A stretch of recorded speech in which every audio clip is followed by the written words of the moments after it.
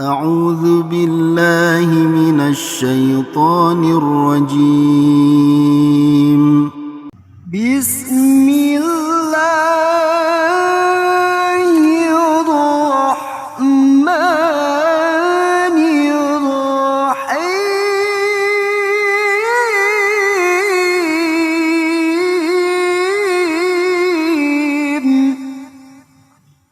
Yang paling afdal, saudaraku seiman, sholat di awal waktu. Begitu azan, sholat. Itu banyak hadis yang menyebutkan. Di antaranya hadis Bukhari Muslim. Seorang sahabat bertanya, mengatakannya, Rasulullah, ayyul amali ahabbu ilallah. Amal apa kira-kira dalam ibadah yang paling Allah cintai? Kata Nabi SAW, ya, as-salatu ala waktiha. Sholat pada waktunya.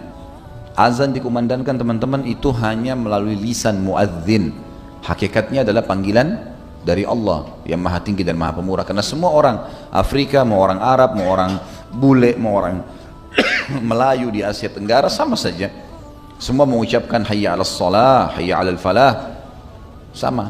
Ayo sholat, ayo menuju kepada kemenangan. Jadi sebenarnya Allah sedang memanggil kita. Beruntunglah orang yang langsung menjawab panggilan tersebut.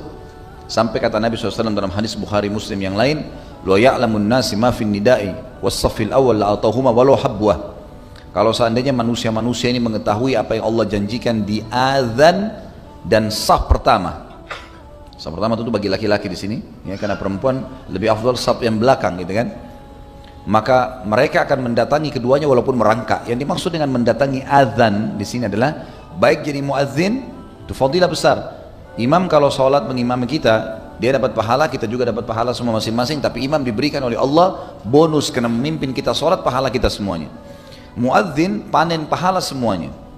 Makanya kata Nabi SAW, kalau seandainya orang tahu yang dijanjikan oleh Allah di azan dan saf pertama. Kalimat azan di sini adalah jadi muadzin yang pertama. Kemudian yang kedua adalah masuk dalam masalah ini menjawab langsung azan itu. Menjawab dengan lisan dan gerakan tubuh, datang ke masjid sholat atau kerjakan sholat. Sebagaimana sabda Nabi SAW dalam hadis yang lain juga sahih, kalau kalian dengarkan muadzin mengucapkan adzan, maka ucapkanlah yang seperti dia ucapkan, kecuali di hayya 'alas shalah dan hayya 'alal falah, ucapkanlah la haula wala quwata illa billah. Ini berarti fadilah juga masuk dalam masalah ini. Allah janjikan pahala yang besar. Makanya kalau dengar adzan, teman-teman berhenti sebentar, sejenak, dengarin, ya, ucapkan seperti itu. Atau kita lagi dengar radio di mobil, lagi azan, jangan dimatikan. Ikuti apa yang diucapkan. Karena ini kata Nabi SAW, kalau orang manusia tahu apa yang dijanjikan di azan dan saf pertama, maka mereka akan mendatangi keduanya walaupun merangkak karena besarnya pahala. Masuk dalam masalah azan sekali lagi jadi muadzin, atau seseorang yang dengar muadzin lalu dia mengucapkan seperti yang diucapkan oleh muadzin, kecuali di hayya 'alas shalah hayya 'alal falah dia mengucapkan la haula wala quwata illa billah. Masuk dalam masalah ini adalah segera datang untuk mengerjakan sholat, menjawab panggilan azan itu. Ini juga masuk di dalam fadilah hadis tadi. Masuk dalam kalau seandainya manusia tahu apa yang dijanjikan Allah di azan, yaitu menjawab segera, datang di awal waktu. Ada hadis yang lain, hadis mulia juga, hadis sahih. Kata baginda Nabi SAW, kalau seandainya manusia mengetahui apa yang disembunyikan atau disiapkan oleh Allah di azan dan saf pertama, kemudian mereka tidak mendapatkannya kecuali mereka harus saling bersaing satu sama yang lain, maka niscaya mereka akan bersaing di situ.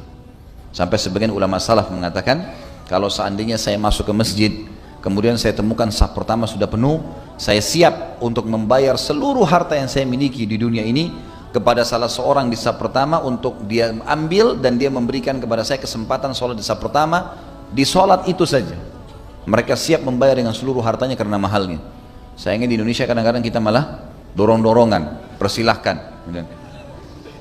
safnya kosong, silakan pak, dia tetap di belakang. Kenapa silakan? Masuk dulu di saf pertama, kalau masih ada kosong persilakan orang lain masuk. Jangan biarkan orang dapat fadilah besar, kita dapat sedikit. Kita kasih orang ikan paus, kita dapat ikan teri.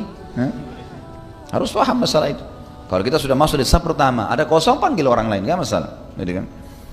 Ini masuk dalam bahasan fadilah tentang sholat di awal waktu, gitu kan. Juga ada hadis Nabi SAW yang sahih yang berbunyi, kata Nabi SAW, kalau seandainya siapapun yang tidak ketinggalan takbiratul ihram pertama imam, maksudnya adalah jamaah pertama sholat. Jadi begitu azan, iqamah pertama, ini tidak masuk dalam jamaah yang kedua, jamaah yang ketiga masuk di masjid. Jamaah pertama yang mempunyai fadilah. Siapa yang tidak ketinggalan takbiratul ihram imam, ya, takbiratul ihram pertama imam, maksudnya adalah pertama dia takbir di rakaat pertama dan juga masuk dalamnya adalah awal jamaah yang pertama. Maka dia akan selama 40 hari, maka dia akan diselamatkan dari sifat kemunafikan. Selamanya tidak akan pernah jadi munafik orang itu. Dengan syarat dia mengerjakan 40 hari 5 waktu sholat, subuh, duhur, asar, maghrib, isya, terus dijadwalin selama 40 hari. Dia beribadah kepada Allah tidak ketinggalan takbiratul ihram pertama, dan ini dijamin tidak akan pernah dusta seumur hidup, tidak akan pernah berkhianat, tidak akan pernah ingkari janji. Sifat-sifat munafik semua hilang dari dia. Sampai pernah ada seorang syekh di Saudi, seseorang melamar anak perempuannya dan dia lihat laki-laki ini kayaknya tidak terlalu menjaga sholat. Dia tidak mau nolak, maka dia ingin berdakwah dan dia mengatakan pada laki-laki itu, saya akan terima lamaranmu tapi dengan syarat. Kebetulan dia punya masjid, syekh ini dia jadi imam situ dan dia 5 waktu sholat di situ. Dia bilang, saya ingin lihat kamu selama 40 hari ini kamu hadir di sini, di saf pertama di belakang saya. Itu saja syaratnya. Kalau kau dilakukan, saya akan terima lamaranmu. Anak laki-laki ini cerita, dia bilang, awalnya saya datang sholat karena calon mertua saya. Saya datang karena dia. Tapi subhanallah, dia bilang setelah 40 hari saya kerjakan dan diterima lamaran saya, semenjak itu saya nggak enak rasanya kalau nggak sholat di masjid. Sudah terikat, seperti Allah sudah buat itu rangkaian untuk melatih diri, terapi diri untuk terbiasa mengikat diri dengan masjid, ya. Allah angkat sifat kemunafikannya. Dan sekian banyak fadilah tentang sholat di awal waktu. Oleh karena itu teman-teman jangan tunda. Jangan tunda.